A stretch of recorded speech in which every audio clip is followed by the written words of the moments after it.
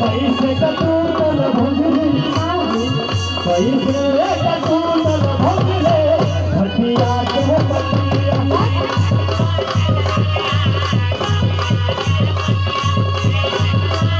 क्या बात है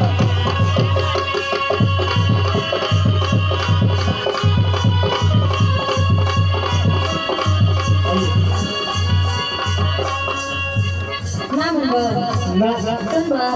अरे तमाने वाली बात है तो इतना सारा टाइम लिया तो मंच पर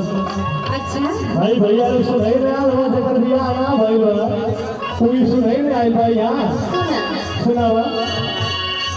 मोरे वही मोर को हर दिन वाली बतिया हमारी बेटा हमारी उम्र 40 साल हो गई आ तू हमें बताई का तो भगवान बतिया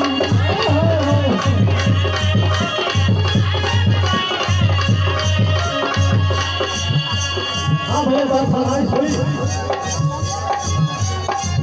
मोरे वही मोर को हर दिन वाली हमारी बेटा बताई का तो भगवान बतिया